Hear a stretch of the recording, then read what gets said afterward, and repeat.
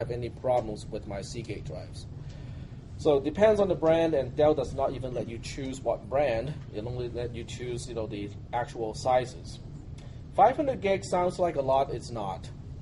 If you do any type of DVR function with your main computer, you will find out that you can not really record a lot of shows with 500 gigs. Okay. What is your hard drive size? For people in this class, for students in this class. 250. I have an 80 just for my operating system, and then I have for like all my applications and games and stuff like that. I just have a 320, and then because I record shows and stuff through my computer on a hard drive. It's a 2 terabyte. Okay. I do have a 500 gig backup external hard drive. Any other comments? Yeah, I just have 500. 500. Unless you're saving a lot of large files, you don't need that big of a hard drive at the beginning anyway. But I want to save enough shows so I have enough stuff to watch after I retire. Record shows, then you're going to need a big hard drive. But if you watch TV on a TV, then I don't watch TV on a TV anymore. I want to save enough shows so when I retire, like after 20-something years, I will basically be able to watch shows that I record today.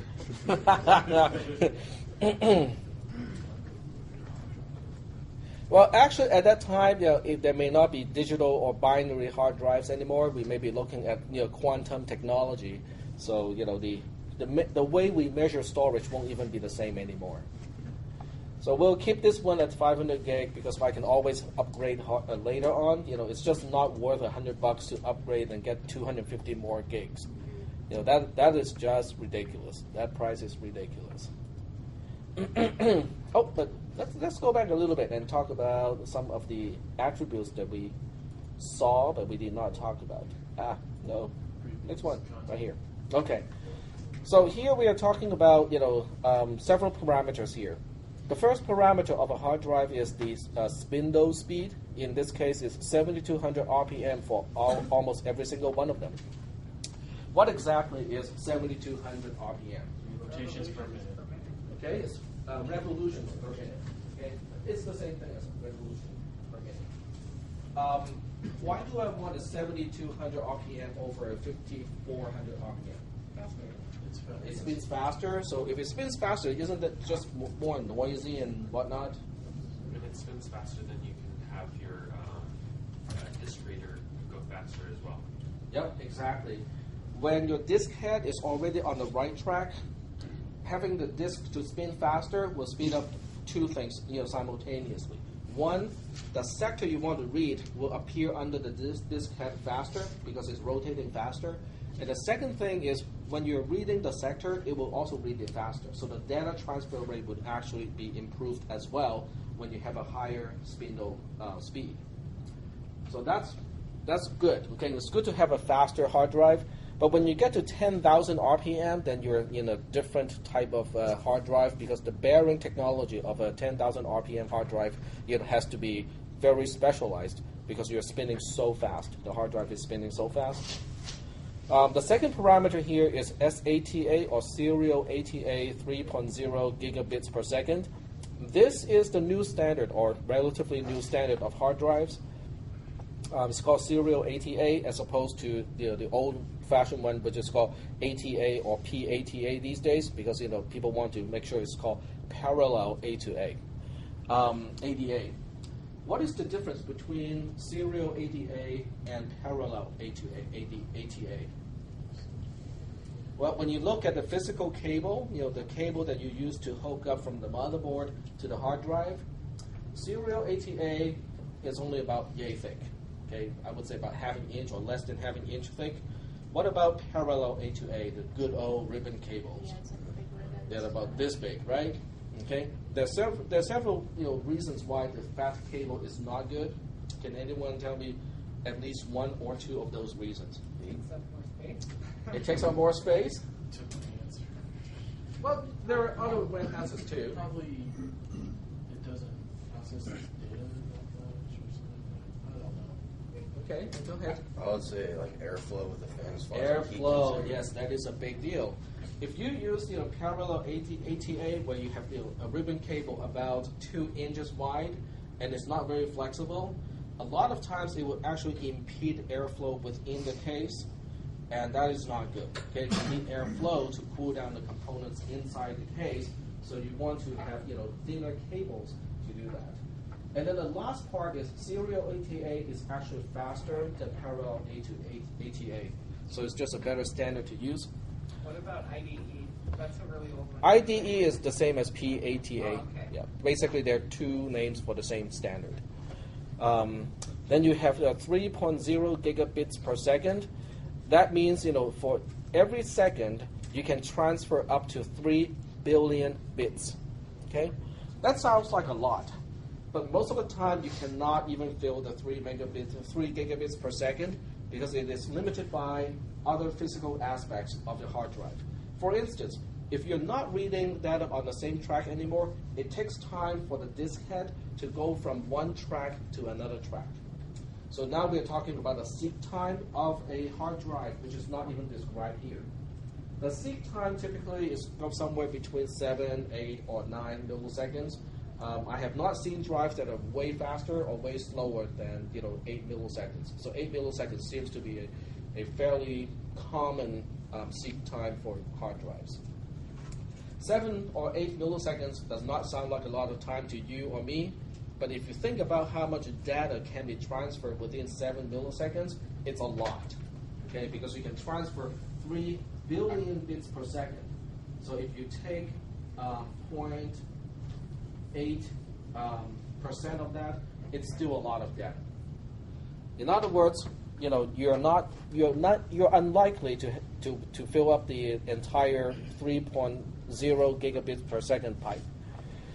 Now, for those of you who want to spend money because I got money or my parent is paying for my PC, you can also look into a RAID setup. Now, a RAID setup is interesting. There are they only offer 2 types of RAIDs in this case, and they are all. I personally would not use any one of these 2 RAID systems. The first type of RAID is called RAID 0. RAID level 0 is what they call, is it just called striping? I think it's called striping.